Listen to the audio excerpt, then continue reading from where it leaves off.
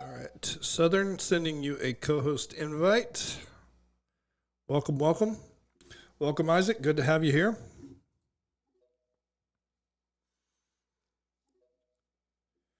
All right. Hopefully we'll get Roxy in shortly. Dr. A, how do you hear me? I hear you well. Okay, I'm hearing them outside. Hold on one second, Hilario. Go ahead and say something again, Dr. A. I hear you clearly. Oh, it's my phone.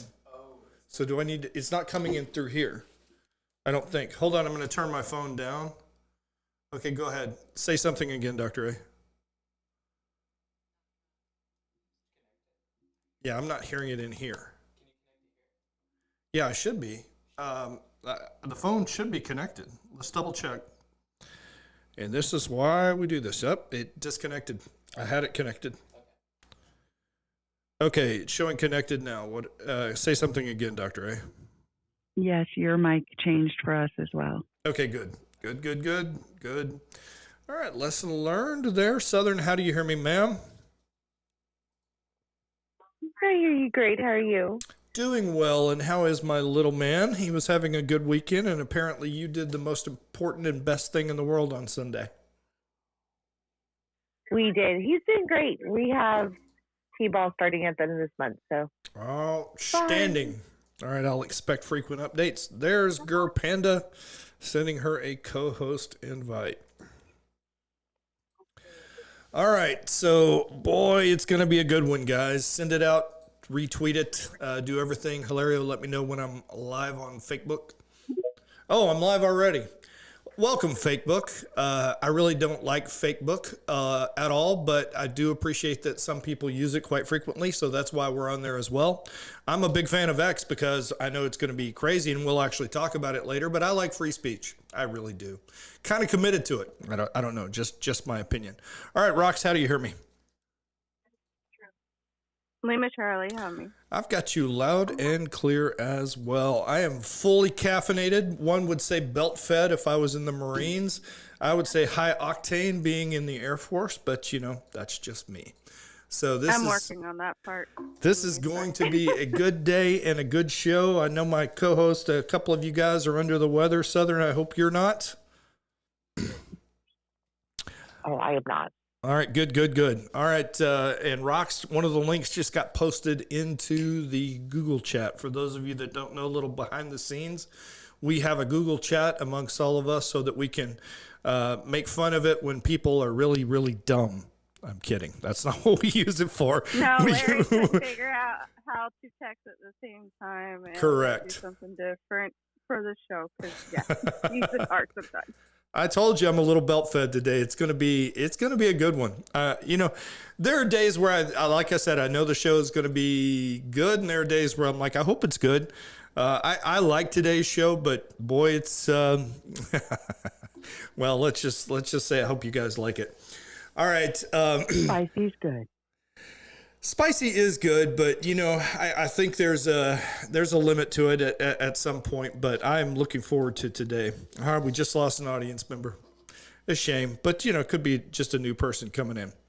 All right, so Rox, what did you do this weekend? Didn't I just tell you I suffered emotionally? I know you told me that, but you didn't tell the audience that. So Rox, yeah, I suffered a nerve pain and like sleepless nights. I can't deal with this crap anymore. But that's what I'm dealing with. I learned to make homemade ranch dressing. That's my achievement for the weekend. A whole weekend. Homemade ranch dressing. How does one do that? Oh, it's so good. Like you just take a little mayo, a little sour cream. You can also use different ingredients in that. Some spices like parsley, dill, onion powder, garlic powder, or fresh garlic, whatever you want, and you can create the most unbelievable ranch dressing. And if you didn't notice, like, I don't know, the rest of the world fell in love with it. So you should learn this recipe because it's even better than what you can get out of a bottle. Like, for real. I don't doubt that. I usually, I'm a big fan of either Russian or Catalina. I like my my red salad dressings, but at a restaurant, you know, blue cheese on a wedge is pretty much a go-to as well. So, what about you, Southern? Are you a ranch dressing fan? Do you make your own like Rox?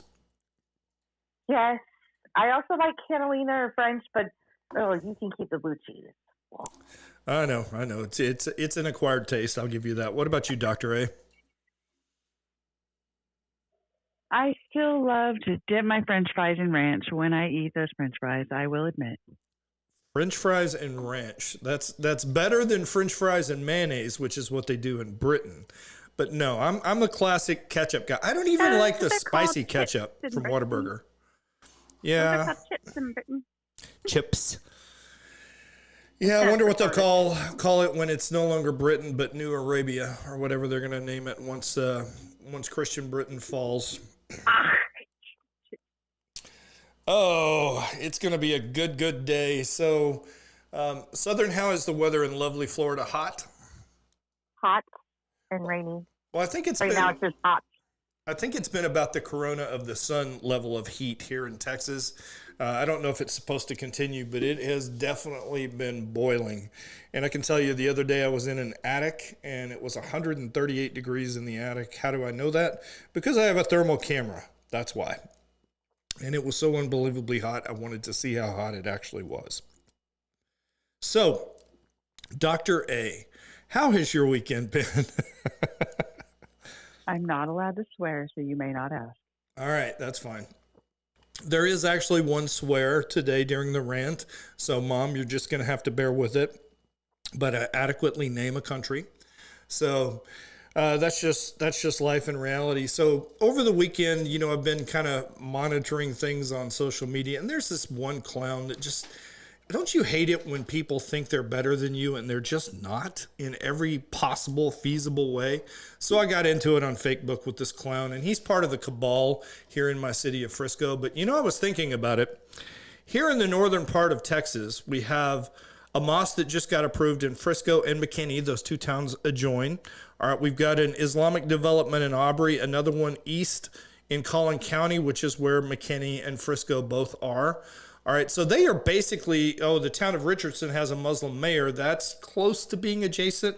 So they're pretty much trying to take the northern part of Dallas and turning it into, their new Saudi Arabia. And I've got real problems for it. Rox, I'll get that as soon as he gets back. He stepped out for a second. So, and then I've got even more problems with the fact that, citizens showed up and told them not to vote for these dang things. And yet they voted for them 13-0.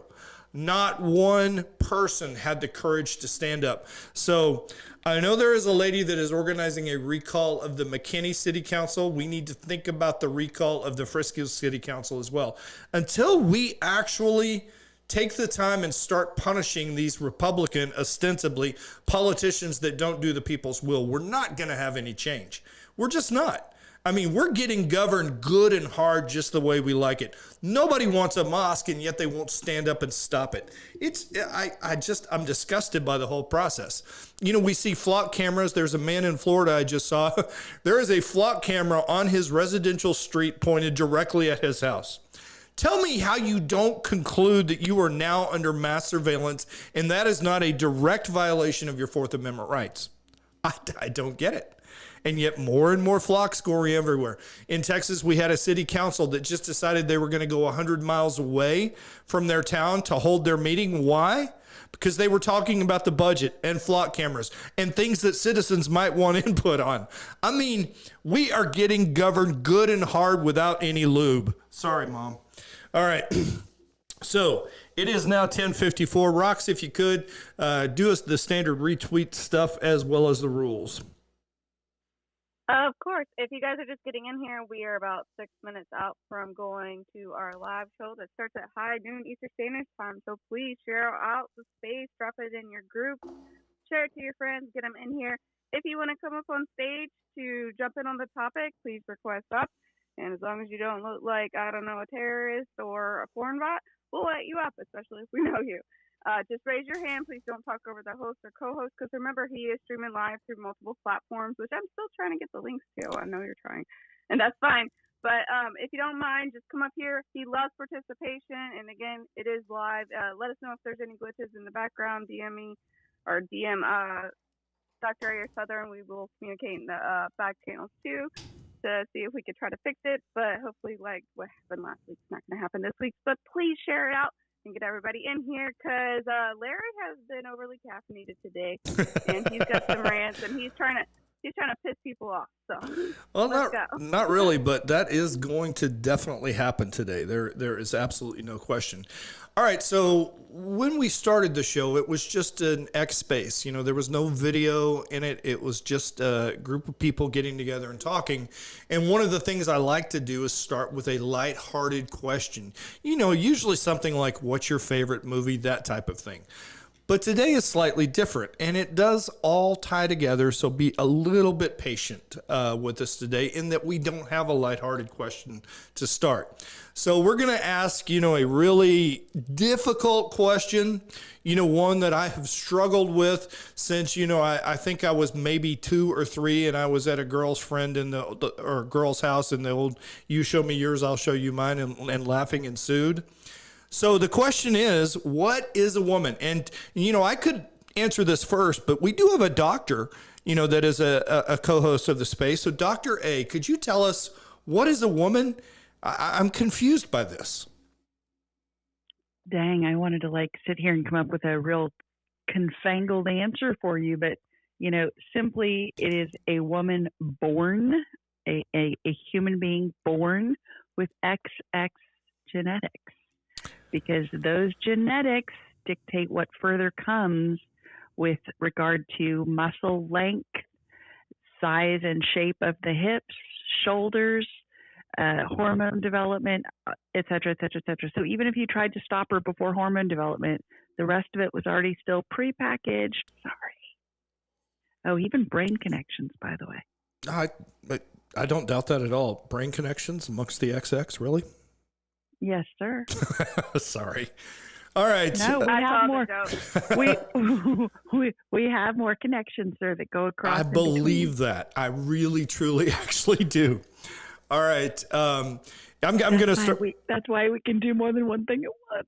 Oh, I don't know. I'm a pilot. We can do more than one thing at once too, but I'll just leave it at that. All right. So I absolutely. Your XX chromosome. I absolutely agree with you, Dr. A. XX chromosomes. I mean, an adult biological woman with XX chromosomes.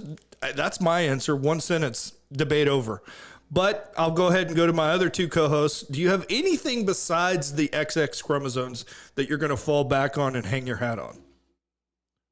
Rox? Oh, me? Wait. You want me to fall back on what? No. So just what is a woman other than the chromosomes, which I agree with Dr. A. What is a woman? Well, okay, a woman is someone with a uterus, first of all. I know there's exceptions to the rules, but they're very, very rare. Doesn't mean you get to like wake up one day and decide you have one when you don't. Everything Dr. A said, and again, everybody starts out in the womb as a girl, right, Dr. A? And then like you get your Y. So I don't know, you should appreciate that when you become a man, that you get that honor to live as a man in this life. Because being a woman is really hard. I don't know why anyone wants to like do it like just for willy-nilly. I mean, you get to stand up and pee. For the military, we have to get issued a weenus as a female to stand up and pee with all of our gear on. Okay, it's extra work. Okay, can't just whip it out and write your name in the snow. So I don't know why anybody wants. In China, everybody has to stand to pee. What are you trying to say? Oh, I didn't know. Look, I learn something new every day. So, but no, it is a difference. There's definitely a difference. I have been backhanded in training by a man in a professional way. Let's just say that it was training and it was POW training type stuff. And yeah, I was like, well, I never wanted to be hit before by a man, but now I know. He literally threw me into a wall very easily. And if you haven't experienced it, like, just let me tell you, like, even the little ones, I won one DNP with a scrawny little brat, but only by luck because his long ass arms got caught into an arm like bar hold that I got him in. But it was the hardest thing I ever did in my life, and that was at full fitness and full training and the strongest I've ever been. And I still barely won. So barely. And I'm talking about, I was like, I'm done. I could not fight off multiple men, even the scrawniest, youngest, littlest ones of them all. They're just naturally stronger. There is a difference. And again, each one of side of the sexes has their gifts and their blessings to this world. I don't know why anyone wants to like be the other. You should be grateful for the gift you got in this world. Totally agree with you. All right, Southern, your turn. What is a woman? a female human being. There you go. I really absolutely agree with you, and I don't understand why this is so hard for the left, except for the fact, and again, this is an idea that's kind of circulating in there. There was an ancient Babylonian god, I believe it was Baphomet, that was bisexual and, had sexual characteristics of both genders. And so I'm kind of wondering if it's the devil trying to pervert things. All right, everybody, we are 1 minute past high noon. This is The Reckoning, 10 August 2026, show number 338, and 1 hour of unfiltered political truth starts now. Now, there are certain phrases that always make me immediately go into what we call in the military the 16 molar suck. So you hear something and you go, yeah. And one of those phrases is white privilege. Now, I've often said that the reckoning is a colorless space, and I mean it. But today, race will come into the discussion because the left has to keep bringing it up. Now, why do they do this? In my opinion, they bring it up because they have nothing else to blame their failure in life and their laziness in life on other than imaginary racism. All my life, I've heard that because I'm white and male, I have an advantage over everyone in society. Well, let's talk about that for a second. I joined the U.S. Air Force, any American could, and I fought for our country, any American could. While in the Air Force, I was actively discriminated against for promotion from company grade officer to field grade officer based off the color of my skin. How do I know this? Because I had friends on the promotion board that told me if you were black, you got a point. If you were female, you got a point. If you were black and female, you got 2 additional points. And it's a 10-point scale. That's a 20% weighted advantage over me. And I personally asked the Chief of Staff of the U.S. Air Force when he came to Davis Monthan Air Force Base in Tucson, Arizona, why he allowed a racist policy in our service. Now, for this question, I got to go see the wing commander, and those are never pleasant conversations. And I was told very politely, not, that a company grade officer should never ask the Chief of Staff of the Air Force a question like that. It was a rather harsh conversation. But I want to analyze white privilege from a different point of view, my point of view. 88% of America's fighter pilots are white. 61% of its frontline infantrymen are white. 78 to 82% of its special forces are white. Roxy's EOD service that she was in is 83% white. So is dying for your country or being the ones on the front line white privilege? Sure seems that way.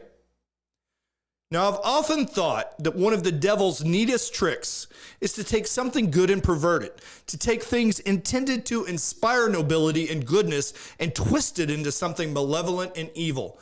So here I go, and I bet this one isn't going to be popular with those of you who believe colonization and patriarchy are evil. In 1898, the United States defeated the Spanish Empire and won the Philippines. In response to this, Rudyard Kipling wrote a poem discussing the white man's burden. Let me read a few stanzas. Take up the white man's burden, send forth the best ye breed, go bind your sons to exile to serve your captives' needs. Take up the white man's burden, the savage wars of peace, fill full the mouth of famine, and bid the sickness cease. And when your goal is nearest, the end for others sought, watch sloth and heathen folly bring all your hopes to naught. So the white man's burden, according to Kipling, was about stopping famine and disease, liberating and educating, in other words, civilizing, and most importantly, carrying out the Great Commission told in Matthew 28, 19 through 20, and taking the cross to all distant lands, as there is never any freedom in this world without obedience to the cross and its morality. Take up the white man's burden and reap his old reward, the blame of those you better, the hate of those ye guard. That phrase, all right, is I meant to read that a little bit later, didn't delete it, but that phrase I will come back to in a second. So what has the devil told us? The devil has told us we are colonizers, that we are evil, and that we watched Rhodesia become Namibia, become Shitholistan. We watched South Africa decline from civilization into racist hell where a white person cannot walk through a park without being mugged, where we see white people fleeing the country, and they want us to feel guilty by claiming we have white privilege. Let me read that again, the last couplet. The blame of those ye better, the hate of those you guard. For those of you who claim that America is racist, travel anywhere else in the world and you will learn that it's not. And to you, I say, GFY, Golf Foxtrot Yankee, which can mean a couple of things, but for the purpose of Mom, I'm just going to tell you it means God forgives you. For those that claim white privilege exists, Golf Foxtrot Yankee, which means God forgives you. And to those that think the rest of the world is better than America, Golf Foxtrot Yankee all day long, twice on Sunday. Now, the last thing I'm going to say is Latin, so get out your translators. Prodeo et patria, mors omnibus odio, habentibus patriam meam. You can figure out what that means. Thus endeth the rant for the day. All right, let's talk about the WNBA. Rox, do you have the picture up there? Posting now. All right, perfect. Now, I have to be honest. I dialed out on the NBA, the men's NBA, when Jordan retired. And I was only a tourist as I cheered for Dirk Nowitzki in my hometown Dallas Mavericks in 2006, where we suffered the crushing agony of defeat, only to return in 2011 for the glorious win. Since then, the game has deteriorated to the point where, to me, it is unwatchable. When you measure the quality of the games I watched as a child, when the Celtics and the Lakers were going at it in the finals almost every year, when I watched the greatest athlete ever to play any game, in my opinion, win 6 championships in the 1990s, well, the modern game just isn't competitive. It doesn't compare to those athletes in those games. And that's the men. So why has the WNBA now crept into national consciousness? Why is somebody like me that doesn't like the NBA watching the W kind of? So let's talk a little bit about the WNBA. The league began in 1996 and it's lost money every year since inception. The exact amount's unknown, but Commissioner David Silver said in 2018 that the league had lost over $10 million annually because no one was watching. Then a rookie joined the league. The all-time leading scorer from college NCAA basketball, and revenue doubled from $100 million to $200 million. Attendance after Caitlin Clark joined the league was up 48%, ad revenue up 36%, and merchandise sales up 500%. An independent analysis by a finance professor, Ryan Brewer, estimated that Caitlin Clark drove 26.5% of overall WNBA economic activity, and that season tickets, merchandise, TV value, etc., with Fever games accounted for a large share of the broadcast value, 45% in one estimate. And ad impressions and revenue made that even higher. One mid-season report put Fever games at roughly 1/3 of the TV leagues in ad revenue. So that sounds great. So what's the problem? All of that sounds like the league should be thriving, right? Bitterness and resentment from current WNBA players towards the rookie because of one issue that she absolutely cannot control, and that is the fact that she's white. For this, Clark has drawn a notably higher rate of flagrant fouls relative to her peers, higher volume and per minute rate than most players in multi-year tracking. Her rookie year, she led the league in receiving flagrant fouls. Now, a couple of ways of looking at that. All right, why is she being treated this way? All right, is it unusual? Okay, I believe it's racism from other players in the league and jealousy over the acclaim she's receiving.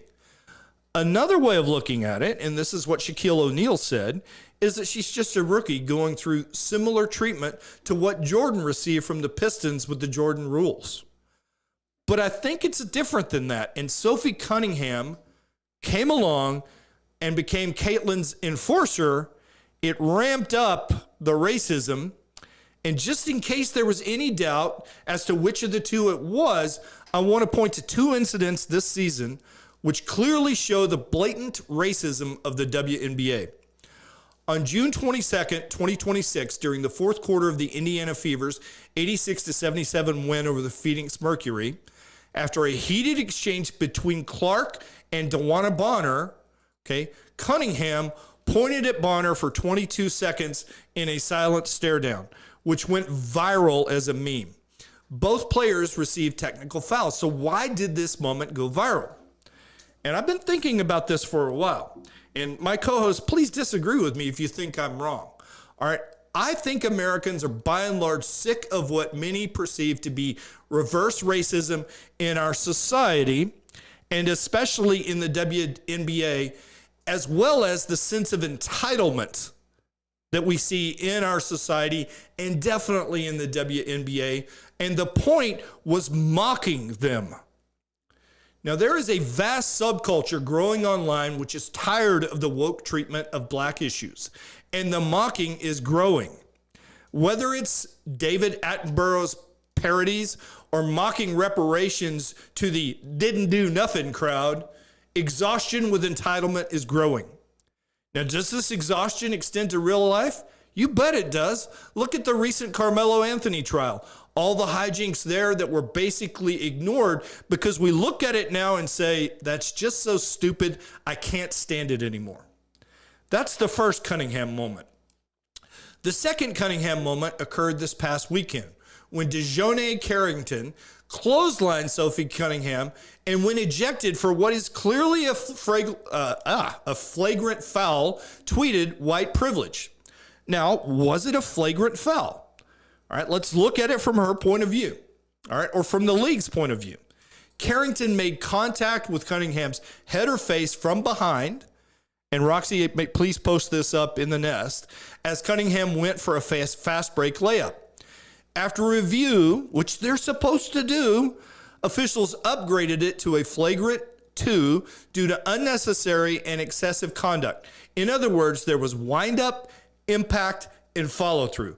This would result in any player's ejection, and it certainly resulted in Carrington's automatic ejection. And what did she do when she got to the locker room? She took out her cell phone and she tweeted white privilege. Now, I believe that the WNBA is in trouble because culture is turning against entitlement. And that league is full of entitled players like DeJounte Carrington, like Angel Reese. Added to that, they are driving out and acting to injure players that are bringing revenue to the league. Not content to just defend Caitlin Clark, Sophie Cunningham has done something else that is far more dangerous to the left in the WNBA. In July, she had the audacity to say this: I want to protect young girls in a locker room or young girls in sport who shouldn't have to go against biological men. Now she's challenging two policies of the left. Now, this second fault line in the WNBA that it sits on is the whole premise of the question, what is a woman? My co-hosts and I are in violent agreement. XX chromosomes, period. And all the biological results of having that chromosome set. Now, as we pointed out with our opening question, for some, those on the left and idiots, this is a real quandary. Matt Walsh made a whole movie trying to get the left to answer the question. Now, I did not see that movie, but I don't think they ever solved it. A Supreme Court Justice, Ketanji Brown Jackson, couldn't answer the question. But now it's the NBA's turn to try.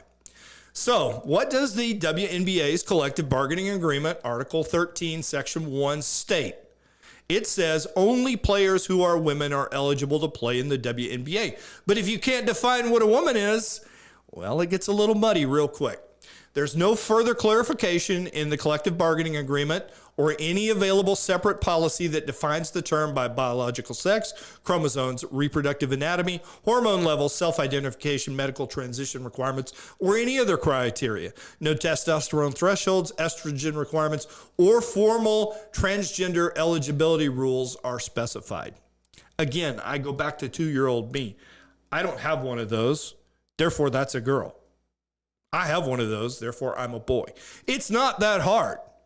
All right. Now, as of August 2026, the league has indicated that it is discussing the issue of transgender athlete participation via a task force of team executives. Oh my God, a task force. I wonder how much that meeting is going to cost for something that we've all known since we came out of the womb. And this is in response to public attention, which we'll get to in a second, but no updated definition or detailed policy has been issued yet. To date, they're claiming that no biological male has ever competed in the WNBA. I'm just going to say I'm not certain that's true, as Brittany Griner looks very male to me, but I'm told that she's female. Now, I've got to wonder, when she was in prison in Russia, why wouldn't they have put her in a male prison? Because I don't think they did if she was actually a male. I don't see the Russians playing these stupid games that we play here in the United States. Now, thankfully, this issue inside the WNBA is being brought to a head. And there are a couple of things that are forcing it that way. First, we've got Enes Kanter, Freedom, and Royce White, both former NBA players who have now declared themselves publicly eligible for the 27 WNBA draft. They cited the league's CBA language, only players who are women are eligible, and argued that self-identification would qualify them, framing the announcement as a challenge to clarify eligibility rules amid ongoing debates about transgender athletes in women's sports. Now, one of the people that I listened to when I was a guest of the Biden regime was a man named Clay Travis. Clay Travis, it's what, Buck and Clay? I can't remember the name of their show, but it's a good show. And he has also stated that he wants to buy a WNBA franchise, an expansion team he plans to call the Nashville Balls. He said the team would be 100% transgender biological males who identify as women with an all-trans coaching staff. And he said the slogan of this franchise would be "One Love, Two Balls," and it would be the most inclusive women's/men's team in WNBA history. He also talked about the fact that it would be a dynasty given the differences in strength, height, etc. amongst men and women. Now, the Players Association for the WNBA had to come out with a statement. Did they defend their players? No. Did they embrace common sense? No. They said, "We embrace justice, equity, diversity, and inclusion. Those are the values that unite this union and allow it to protect women's sports while creating transformational change. Hate, abuse, and demonization of any person or group of people, including transgender people, only fuel division and harm." Such drivel. It's just drivel. It's stupid.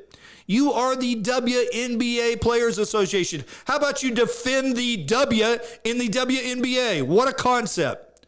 Now, the league, not to be outdone by the Players Association, put something out, and Commissioner Kathy Engelbert said in a memo to all teams on August 8th, 2026, the league will approach the topic of transgender athlete participation thoughtfully, respectfully, and in alignment with the long-standing values of our league. Kill me now. All right, she noted that player eligibility rules are collectively bargained and that preserving the integrity of our game and ensuring fair competition will remain among the league's highest priorities. I am telling you right now, you let men in your sport, they're gonna dominate. Period. And it's not being sexist. We're just made differently. All right, she described the issue as complex and nuanced. No, it's not. XX, XY, binary. And said that teams and the Players Association would continue discussions. Now, the thing I love about this is it's forcing them to make a choice. This is not complex. It's not nuanced, despite their garbage. Okay, again, XX chromosomes, female. XY chromosomes, male. As far as race, it goes. And they are sitting on a racial fault line because honestly, we are all sick of watching Caitlin Clark get destroyed by big black dyke lesbians every single night in the WNBA. How about you do this? Have one set of rules for every single player, regardless of their skin color. Now, what do I think the league is going to do about it? Honestly, they are so stupid as a league, all right? They will probably endorse this PC stupidity and let men play the game. That's my opinion. All right, so I'm going to come to my resident white supremacist who's not white on staff. Southern, what are your thoughts on these two issues? Could you please tell me, what do you think about this? I mean, I most definitely see them allowing self-identification in the next season, which is going to be great. Like, let's have an ace out there. I want him on the team. I might actually watch it then. I have not watched it since the very first year it came out. I think it's ridiculous. They haven't always had the best players. It's usually just, I'd rather watch high school at this point. But as far as the race issue, I think they've always had race issues inside the WNBA. I mean, if you look back at it, it was predominantly black. And as we got the more popular players who just happened to be white because they were great in college, so it followed into their careers, they've always been racist against them. And I hate it. Like, I can't watch it. I don't know how any of you watch it. You know what's funny to me is the difference, and I'd really love to hear Larry Bird say something on this topic, but he has been quiet. Now, if you search it, you'll run into things, but they're not true. It's either AI generated or it's just delusion. But Larry Bird, when you're listening to other black players talk about Larry Bird being a trash talker, one of the things he used to tell them, he would go to the opposing coach and say, "You're putting a white guy to guard me? You don't have any brothers?" So the black guys used to laugh at that, but they will all tell you he was an absolute assassin. And I think that's why Caitlin Clark has stayed quiet on this as well. All right. I think the woman is just an absolute assassin of a shooter. And I think she is going to eventually kind of get the same reputation as a Larry Bird in that she will annihilate you on the court and win the game. I mean, if you listen to Magic Johnson and other players that played with Bird, they will tell you flat out, he told us what he was going to do, and he did it. The guy was just lethal. So I think she will eventually earn the respect of the league to where they'll stop doing this nonsense. But I'm not so certain. I just don't know. I do think that there are people like DeJohnette that will continue to hit her just because she's white, that think that this is a black league. And what's funny is all the revenue that she's driven into the league. Do you know that they actually had revenue sharing for the first time in the WNBA's history? Why? Because of Caitlin Clark and Sophie Cunningham. That's why. All right. Rox, what are your thoughts on these two issues, the issue of race and the fault line of the trans? Do you want to see the Nashville balls? I wasn't expecting you to say Nashville balls. Right, I can't help it. It makes me laugh too. And the logo is even funnier. Oh, I know. And it literally is like, I don't remember the guy's name. There's a guy literally, he's going to do it. He was like, according to y'all, and he's like actually like a man's baseball player or basketball player, sorry. And he's like, I qualify for the WNBA, so I'm going to be joining this next season because I have all the qualifications I identify as. I know. Now. Yeah, I love it though. So the left and also in the communist playbook, their entire thing is literally to rage bait you on every single thing that they can. And this is just one of those other topics. Unfortunately, a lot of people can be brainwashed. I mean, just look at the people who are by the mainstream media who sits there and feeds you a narrative, even when they know it's wrong. Because if you guys look at history and look at patterns, everybody knew something was wrong with Biden, but oh my God, he's perfect. And then someone makes millions writing a book about it, about how they knew the whole time. Again, these people are paid by the globalist agenda to push narratives down your throat. And it's we only have racism because they say it. There's no racism. They're literally pushing it down your throat to rage bait you. You were not a slave, because I think everybody at this point has not lived that long, or at least not the people fussing and whining about it. Just like I don't sit there and claim to have lived in the 1920s, because I didn't. It wasn't my life. Okay? There's people that start out poor no matter what race you have. So the whole argument is crazy to me. And again, I have seen it be played out because they are throwing it down your throat. Everybody gets along. If you look at kids, they get along. They all get along until they start getting fed a narrative, until things start happening. And I know there's different cultures and societies depending on where you grew up, where you live, everything like that. And everything throughout a human's life plays into that. But the whole racist thing, and I deserve this and I deserve that. Well, what did you do to deserve it? You work hard. I was poor when I was young. We had to work hard to get where we were. It's not a privilege or not a privilege being taken away from you. There's so many different lives, and everybody of every race. It's not just black and white. There's so many races on this planet. So, like, again, it's just rage baiting you to get you to react, because when you're emotional, that's why you react, and that's when everybody loses their damn mind. And that is the whole game plan, though. It is literally the communist playbook. It's part of it. But that's what they do on the left, is rage bait you. Wake up, people. No doubt about that. I mean, they do want to absolutely destroy the binary, all right, because of men and women and the family. So, yeah, I see exactly what you're saying. All right, Dr. A, I have not come to you yet. You live in California. What are your thoughts on this? Oh, I skipped the ultimate question. I'm being harassed in the back channel. Yep. I was distracted. I apologize. No, that's okay. So the question is, what are your thoughts on the WNBA sitting on this racial fault line and this what is a woman fault line? Well, first and foremost, women don't belong. Men don't belong in women's sports, period. So, there's that part. But when it comes to the WNBA crashing out over the fact that a white girl is actually more talented than a black girl, they need to either come to grips or get penalized. They need to stop doing what they're doing. And I'm sorry, she is more talented. Normally, it's the other way around. So I'm happy to say that. But guess what? She got you. There is that. I mean, I'm right there with you. I mean, and again, why do I say the WNBA will do something stupid? Sophie Cunningham's, I think, number 3 in the league in 3-point shooting percentage. Was she invited to the 3-point shot contest? Nope. The WNBA is refusing to embrace their cash cow. The NBA, on the other hand, David Stern embraced Michael Jordan completely. And what happened to the NBA during the time? It went from being a national basketball association to honestly a global phenomenon. Think back to Michael Jordan and the Dream Team over in Spain, or pictures of Michael Jordan in Beijing.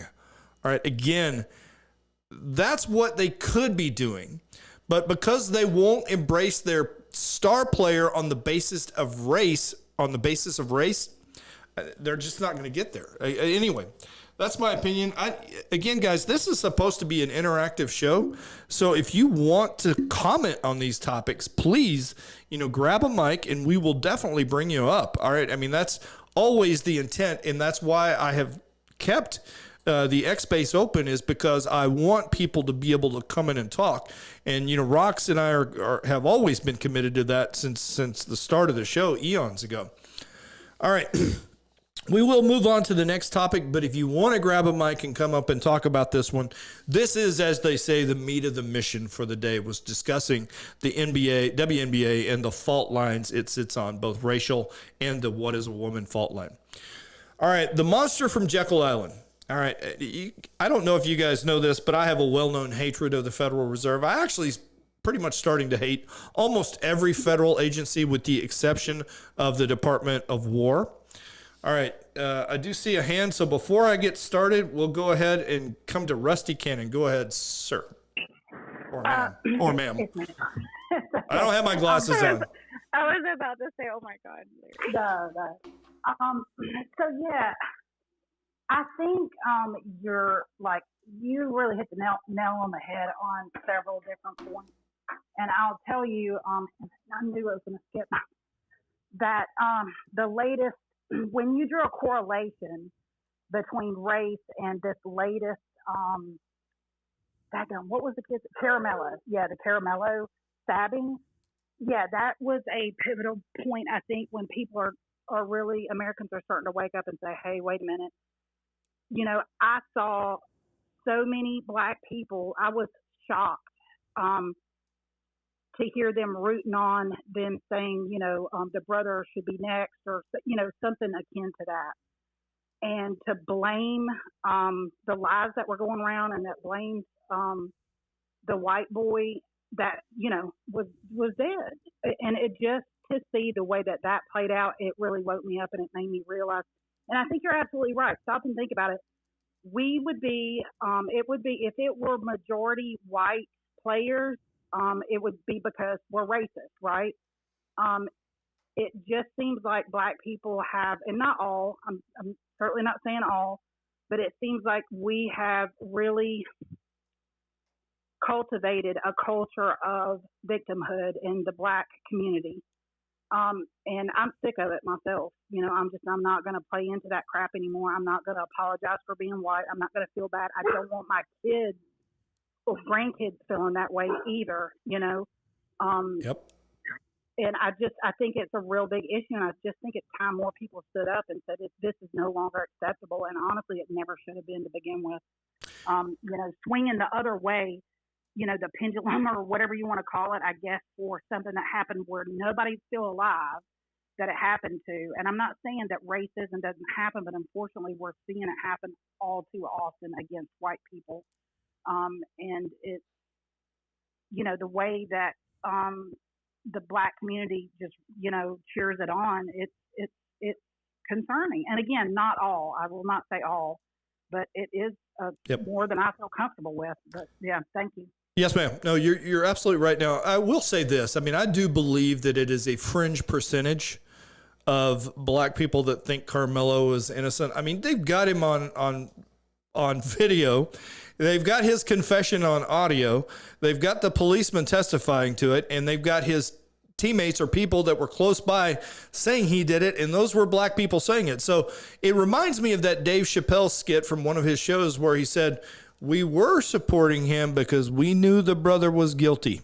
And so I think that's 100% the case. I think a lot of black people knew Carmelo was guilty, and we're only seeing the clowns and the race baiters that still think he's not. Go ahead, Dr. A.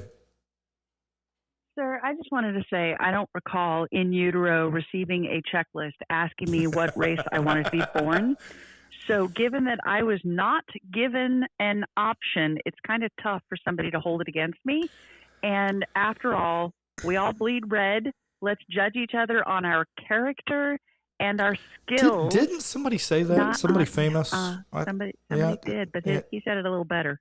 Yeah, I think he did. Something about, judging by the content of the character and not the color of skin. Who is that? I'm drawing a blank. Oh, wait. No, it was Dr. Martin Luther King Jr. All right. I'm going to briefly, I do encourage you, Rusty, to stick around because you're going to like topic 3. All right. The monster from Jekyll Island. I just want to talk about the Fed very briefly. All right. And again, for those of you that listen to the show, I can't stand it. I pretty much despise every federal organization, like I just said. The Federal Reserve's legal mandate is clear. It must focus on stable prices and maximum employment. That's why we have it. All right. It's supposed to be kind of a nonpartisan control mechanism to make sure our politicians don't go completely wacky. Well, in the past 5 years, it's failed on both. Okay, inflation remains materially above the 2% rate, reaching a decade high 25%. Cumulative inflation in the 2021 through 2025 period. The failure was not merely a matter of missing a forecast or many forecasts, but a policy framework that became narrative-driven rather than data-dependent, meaning political rather than rational.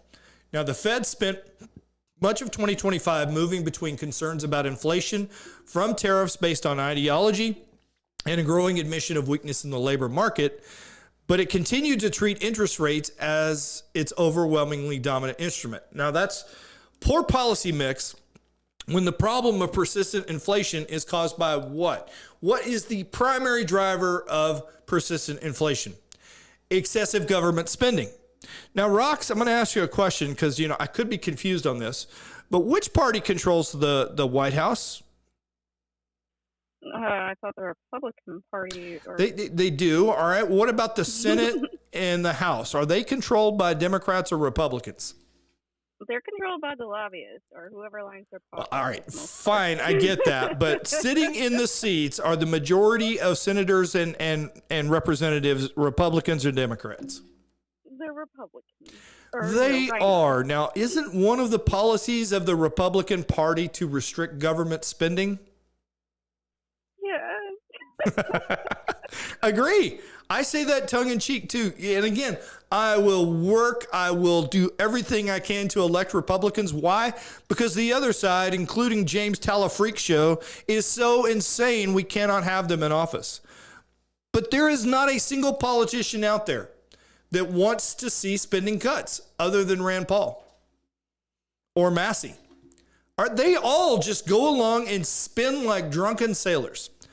So if I have a tool in my job and it's not working, I get rid of it. The Fed is not working. The Fed defines price stability as inflation running at 2%. They're failing.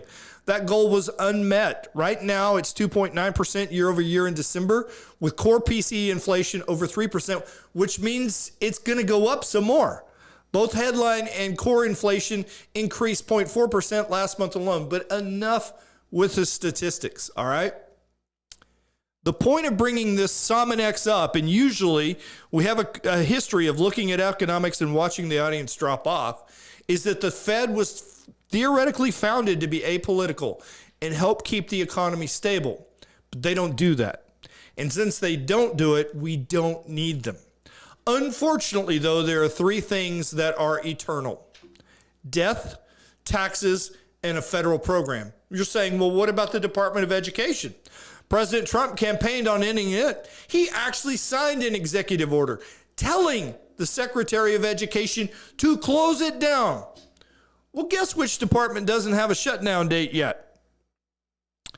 Our government is completely out of control. And when any form of government becomes destructive of those ends, ... All right, I want to move to Sex 3. I think most of us are in violent agreement on the Fed. It's useless.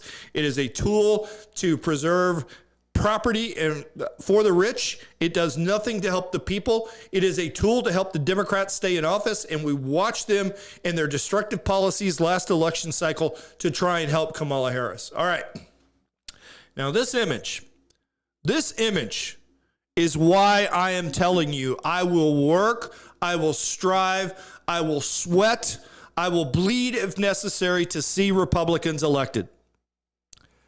What we have here is a perfect picture of the modern left in this country.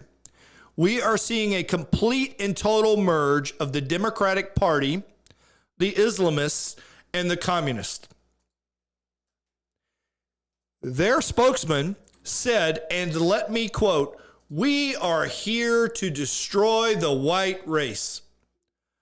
Marxist streamer Hassan Piker has emerged as an increasingly visible, if unofficial, spokesman for the Democrat Socialists of America, which are consuming the Democratic Party and their rapidly expanding political action network.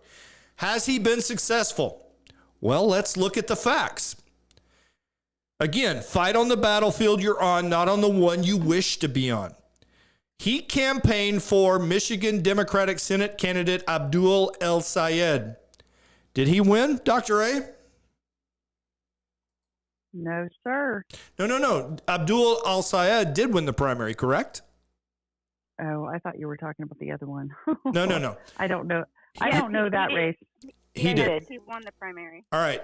And Wisconsin gubernatorial candidate Francesca Hong, did she win? Yes. Did she? Oh, I thought that was still up in the air. Oh my God! Oh my God! I thought she did. All right. Well, somebody check for me, Rox. Oh my God! All right. And we all know that he has very close ties with socialist New York City Mayor Zoran Mamdani, and we all know he won. Now, from an electoral risk perspective, Piker is becoming a liability for Democrats, and they're seeing that. His far left anti-American rhetoric is providing Republicans with what the Democrats call a gift and what we on the right call raw red meat for the base.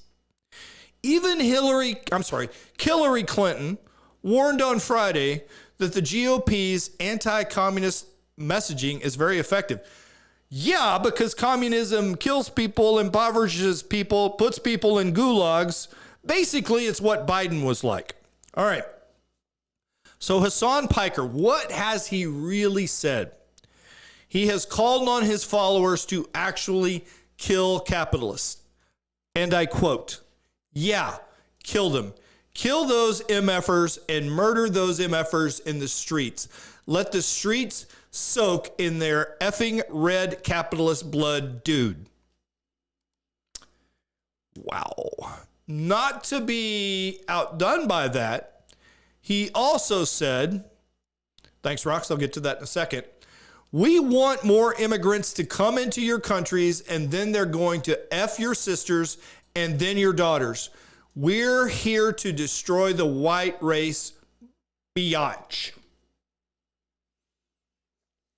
Another quote from Mr. Hassan Piker. America deserved 9/11. I do not support the United States of America. Wow. Wow, wow, wow. And as a side note, Hong hasn't won yet because the vote doesn't happen until tomorrow. So we'll see on that one. All right. Piker's close proximity to DSA-aligned candidates, combined with his anti-American rhetoric and Marxism, hostile to America's political and capitalist system, has actually triggered federal investigators to examine the possibility that revolutionary activity is being supported by foreign subversion networks. We've been saying that forever, and we were told it was a conspiracy. Remember? It's yet one of the other conspiracies that we were right about. We know the Chinese are supporting these clowns. And what is our FBI doing about it? Twiddling their little thumbs because they support the Democrat Party. Now, to be fair, his rhetoric is so insane that even a few lefty places are starting to cancel him. The University of Washington recently canceled a scheduled Piker event. All right. It is, of course, a taxpayer-funded institution. It offers coursework on Marxism, feminism, and other far-left frameworks, and it places an emphasis on limiting capitalism. But they canceled this guy. All right. So the thing that's bothering me, all right, is I don't understand why it's okay for him to state these things when if we just reverse the races, it would be considered hate speech and he would be in prison. So I want to go back up, all right, and I'm going to say this in a Kermit the Frog voice so that my opponent can't cut it out and use it against me, all right? We want more immigrants to come into your countries, and then they're going to F your sisters and then your daughters. We're here to destroy the black race, biatch. All right, again, if you put it in the other way, all right, it is, quote, hate speech. Now, I'm going to tell you this, all right? This is not going to be a popular opinion at all. I love the First Amendment, though, and he should be free to say these things. He should. But I hope you understand how hard it is for me to observe the double standard when I was actually put in prison and called reprehensible by a federal judge for having a private conversation about a hypothetical overthrow of the U.S. government. All right. Justice has to be blind to this. It has to either permit all speech or none. I don't get it. Justice is not blind, though, in this country when it comes to conservative speech. It's classified as hate speech. So if he's allowed to say such things, why wouldn't somebody on the other side of the spectrum be allowed to say it? And I think they should. The solution is not to limit speech, but more speech. Why? Because this guy running his mouth is good for the Republican Party and for the United States of America. Because when we see the insanity he is spewing, all right, it drives people into our camp. All right, go ahead, researcher. I'll come to you and then rifle down the co-host panel. All right. Thank you so much, Colonel. Pleasure to be with you. So real quick on Hassan Piker. This influencer needs to be stopped. But, you know, you mentioned something about the First Amendment there. Does it really apply to speech where persons are inciting violence? And for those of you who don't know, Hassan Piker has a pretty large leftist base, right? And I'm pretty sure he's being propped up by some dark forces to push this agenda. So, you know, I think it's having a opposite effect, as you mentioned, Larry, because, you know, people are seeing the radical craziness that's coming out of this guy's mouth, and they're just like not for it. So it may cause people to wake up too. But I definitely think that his violent and extreme rhetoric should be stopped. And I'm not really an expert in your constitutional laws as it relates to the First Amendment, but I mean, there should be some line. There should be a line that's drawn when, you know, your speech is leading to people's their lives are being put in danger. They're being put in harm's way now because of violent rhetoric, right? And because he has such a large platform, I think it's something that shouldn't be ignored. But thanks for bringing it up. I'm going to drop the mic there. All right, so great point. All right, and before I go to my co-host, you know, I want to say this, and again, I'll be honest with you, I looked it up while you were talking because I was pretty sure I was right on this. All right. There is a Supreme Court case, I think it's Brandenburg versus Ohio in 1969, that states that any speech advocating violence or illegal action is unprotected, meaning they could prosecute him, only if it is directed to inciting or producing imminent lawless action. So stating kill them all is apparently okay, but kill them all at 7 p.m. today on the corner of 5th and Broadway is not. And is the speech likely to actually produce such action? Now, that is a very broad protection in terms of incitement, all right? The other thing to consider is it a true threat? Speech that communicates a serious expression of intent to commit unlawful violence against a specific person or group is not protected. That's Virginia versus Black and Counterman versus Colorado. Now, again, I'd have to dig into that for specifics, but, you know, you can say our entire judiciary ought to be put in, what do they call those things? You know, those cages that they hang people outside of, you know, in medieval times on castle walls. You can say something like that, but you can't say, well, this specific judge ought to be targeted for killing. So again, it's you can't say things like that. So it is a fine line. You're right to bring up, you know, the incitement clause, but he's got to, you know, I wish I knew what the checklist was, you know, because I think it's immediate and specific seems to be, you know, that and then go from there. But Dr. A, I'll come to you and then to you, Sean.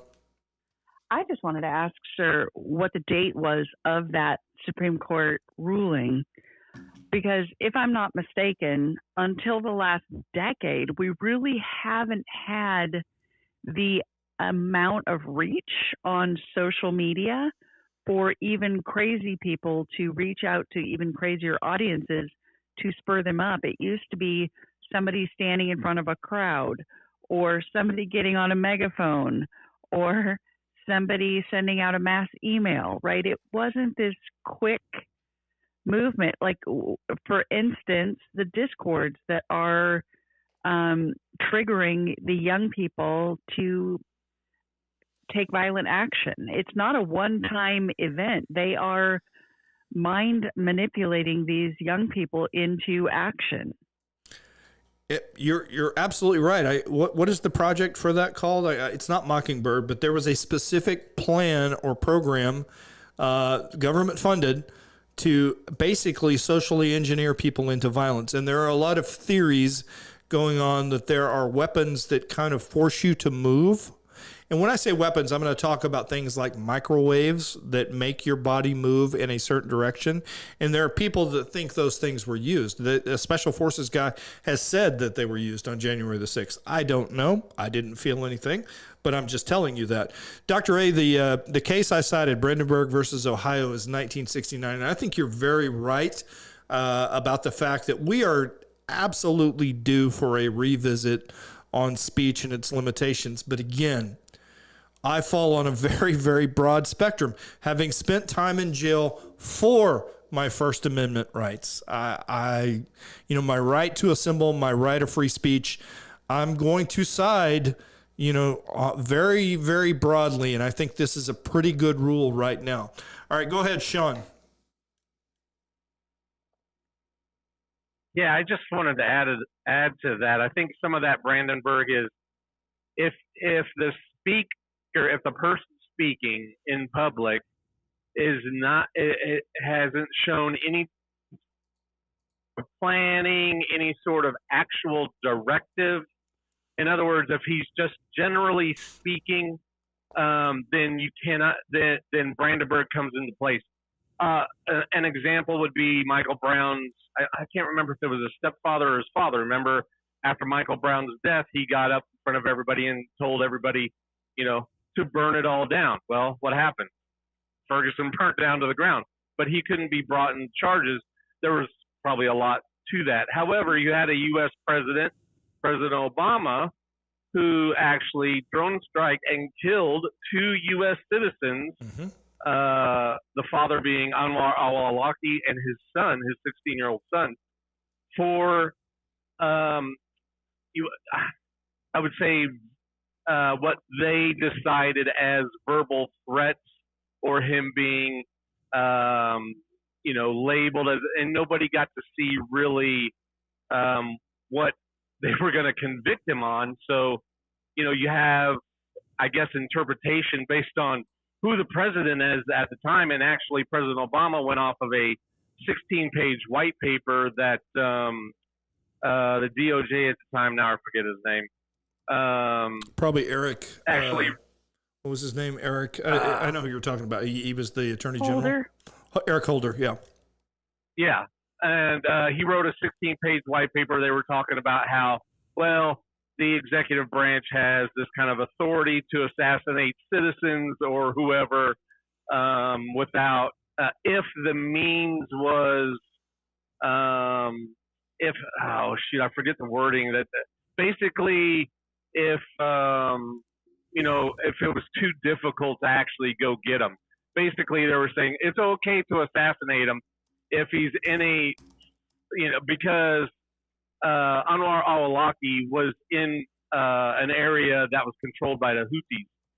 And this is really, that drone strike actually started up the Houthi attacks on Yemen again, because they knew that Yemen, the government of Yemen at the time, was kind of, fronting for the United States. So that's just a little bit of history. Thanks, though. Yes, sir. And what's interesting about that is I was actually in Saudi Arabia at the time, and the Saudis got very active in Yemen after that. And some of my work that I did for the U.S. government over there was getting battle damage assessments on the effectiveness of the Saudi Air Force, as well as details on their reconnaissance pods that they had got from the French and some other things. Rox just corrected me. It wasn't Mockingbird. It was MK Ultra. All right. So again, our government's been working on how to influence people and things for a long time. And I think they know what they're doing. But Rox, Hassan Piker, what are your thoughts on this clown? Okay, this terrorist in white people clothing that he likes to be like, I'm an American. No, you're not. Hassan Ahmed Piker, or whatever you want to call him, is a straight up terrorist. I'm sorry. He is influenced. He is probably being paid by the regime himself, as a lot of them are. Let's be honest. If you look at him, they always throw this out. Even that little guy that just won the primary, whatever his name is, that he campaigned with, was like, this anti-Semitism and Islamophobia. Do you notice he only threw in the anti-Semitism after he won, and now they have to, oh, we're all friends again, right? Look at how they move. It was all Islamophobia until that happened. Now he's got to have the Jewish community on his side because that race is going to be very expensive for him. He needs that APAC money just like they all do. So just put that in the thing. And I'm so tired of like everybody throwing a phobia around there. I'm going to call these people who want to destroy America Ameriphobic or whatever. Somebody come up with a word for me. Yep. Because this is crazy. I'm going to be like, you're Ameriphobic. You want to destroy this country? Get the hell out. Agree. I'm so tired of it. Go live in your little suppressive community. Stop trying to destroy our freedom. If you don't like it here, go away. That's exactly what I said in the rant, and I meant it. I am right there with you. You know, I absolutely despise the phrase Islamophobia as well. I love Muslims. They are such great targets. All right. I loved having them under my gun pepper and my bomb reticle in Afghanistan. I mean, I loved it. Thank God they were there. That way I could kill them. Rah! I told you I was belt fed today. All right. I know. I mean, seriously, this is ridiculous. All right. I am not phobic of them at all. I am disgusted by them and their pedophile prophet. May war be upon him. All right. Ugh. All right, Southern, what are your thoughts on the speech?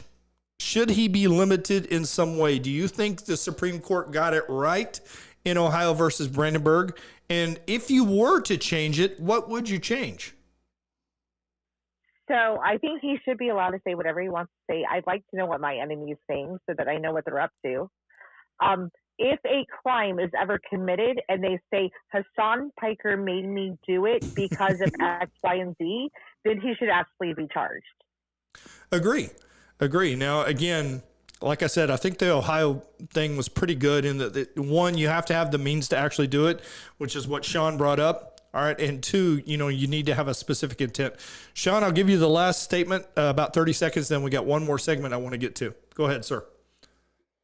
Yeah, I would just say you have to be careful with kind of what Southern just said, because there were many people who were turned by their lawyers who said, yes, what President Trump said is why I went into the Capitol. So it doesn't matter what they say. It is the intent and the pursuit of the person who is commenting. Doesn't matter what the person who because they're easily turned. An attorney is going to do their best to defend them, and they're going to put blame on whoever the speaker was. So I think Brandenburg helps against somebody saying false things and blaming somebody else for their actions. Absolutely. All right, go ahead, Southern. Wait, can I counter real quick? So actually, you're incorrect. So if somebody goes to, say, Sacramento and say kill all the capitalists, and somebody in Sacramento goes and kills all the capitalists, guess what you can be charged with? You can be charged exactly for saying that because you're the ones that helped to bed that rhetoric. So saying that you can't be charged with it is absolutely incorrect. You can be charged with it. You do have to be careful what you say. We have had many, many cases in the past where people have been charged exactly with that, and they have all been terrorist charges. All right. Guys, Southern, you have a space tonight. Sean, you two want to continue this conversation? I do not. Oh, you do not? Okay. Well, I was going to say go to Southern Space. Tuesday, Thursday, Friday. All right. Tuesday, Thursday, Friday. So go there tomorrow. Tuesday. All right. I want to talk last, and I'll make it fairly quick, about an undefeated economic principle. All right. From 2014 through 2023, nearly all aspects of Western culture became woke. This was because there was pretty much an invasion of a highly coordinated horde of far-left activists. The subversive coup in entertainment launched the entire woke era. I would say woke error. I actually think I got that right by accident. All right, as well as DEI. Now, the movement was incredibly well supported with billions in funding from the very corporations they were going to attack through what was called ESG, environmental, social, and governance, lending, and government subsidies. Again, government hurting the very people it's supposed to protect and spending our money doing it. Politicians protected them from legal consequences and helped to censor their opponents. Mainstream journalists lavished praise and ran propaganda to tear down the critics, those of us that were saying woke is dumb. All right, the battle for the woke takeover, or against it, was bubbling under the surface for many years as a rebellion waged by small but scrappy alternative media. Those of us on Facebook, those of us on X that were getting just clobbered, all right? However, at the time, the public was largely unaware of the PSYOP, MK Ultra, and Mockingbird that was targeting them. There was nowhere near enough popular momentum to stop this coup of the leftists with their crazy agenda. All they had to do was to deny that any agenda existed. It was all in people's heads. It was a conspiracy theory, like everything else we've been right on. Now, there was a game development studio that stood at the forefront of the woke mob. All right. They worked for Microsoft. That was called Bethesda Softworks. All right. They created the legendary video game Fallout. All right. And then they went from basically being a company that made a ton of money off of their straight male audience, and they sought to teach the chuds a lesson by destroying everything they held dear. Now, Bethesda, while destroying this, was engaging in political support for BLM, LGBT pride, etc., all the usual grifts. All right, the virtue signaling they had was off the charts. They created a game called Starfield, which was an open world sci-fi game which focused more on DEI and pronouns than on creative storytelling. The game was meant to be Bethesda's crowning achievement, but it failed due to gamer boycotts. Gee, imagine that. Your audience is white and male and doesn't use pronouns, and you're trying to tell them they're all wrong. Starfield, which cost around $400 million to produce, all right, was met with mediocre reception, and after a few months, player numbers crashed by 90%. Evidence suggests that the game never made a profit. I sure would like to see what it actually failed. The ongoing failures of Bethesda contributed to wide cuts by Microsoft and Xbox, and that particular studio, Bethesda, was hit hard. Now, Bethesda fired 30 to 40% of its employees, with a large number of developers being kicked to the curb, and these employees look exactly like you might expect. A gaggle of socialist circus freaks, all right? This is reminder number 432. If you want to lose money, go woke. There is a saying now for this. Go woke, go broke. How many companies need to Bud Light themselves? Now, why do I spend time on this? All right, what does one software company matter? It doesn't. What does one movie matter? It doesn't really. But politics is downstream from culture. Win the culture war, win the West. It's that simple. Video games right now are huge drivers. They are a big slice of the media industry. And this is where younger generations are congregating and forming their collective views. Those views will be shaped by things which are profitable. I submit that patriotism and conservatism to an American audience are extremely profitable. As evidence, I give you young George Washington. It had a reported production budget of $20 million, and as of early August 2026, it's earned roughly $46.8 to $48.6 million domestically at the box office. Double your money with patriotism and conservatism, or go work and go broke. It's really that simple. Because in this culture, the American culture, the customer is always right. And the American culture is a patriot, and he or she is exhausted with the preachy woke culture, which is what Sophie Cunningham and the WNBA are still trying to foist on us. Again, I told you it all looped together. All right, I'm going to go ahead and wrap the show up with a couple of quotes from one of my favorite presidents. A Republican, yet he established the national park system. A Republican, yet he busted the trusts. A Republican, and yet child labor laws were passed during his term.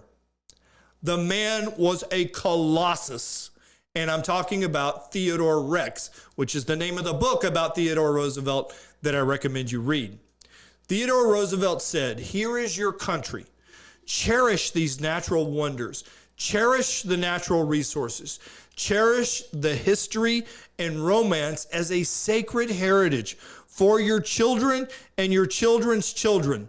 Do not let selfish men or greedy interests skin your country of its beauty, its riches, or its romance." Spot on, or as we would say in the Air Force, shack lead, which means a direct hit by the bomb, by Theodore Roosevelt. The last thing Theodore Roosevelt said, patriotism means to stand by the country. It doesn't mean to stand by the president or any public official, save exactly to the degree in which he himself stands by the country. It is patriotic to support him insofar as he efficiently serves the country. It is unpatriotic not to oppose him to the exact extent that by inefficiency or otherwise he fails in his duty to stand by the country. In either event, it is unpatriotic not to tell the truth, whether about the president or anyone else. I start the show by saying 1 hour of unfiltered political truth starts now. I swear I will always tell the truth. And I've seen a recent accusation that 90% of the people that host spaces are paid by other people. I'm not paid a dime, and neither is Rox, Dr. A, or Southern to be in this space. We are here for you and to tell you the truth, and we will express our views, which by and large are pro Deo et Patria, for God and country. That's it for the week. I want you guys to have a great week. Spend time with your family. For those of you that have little ones going back to school, that's great news. Southern, I'm looking forward to my T-ball updates resuming as the kid begins his MLB career. So this is going to be outstanding. All right. God bless each and every one of you.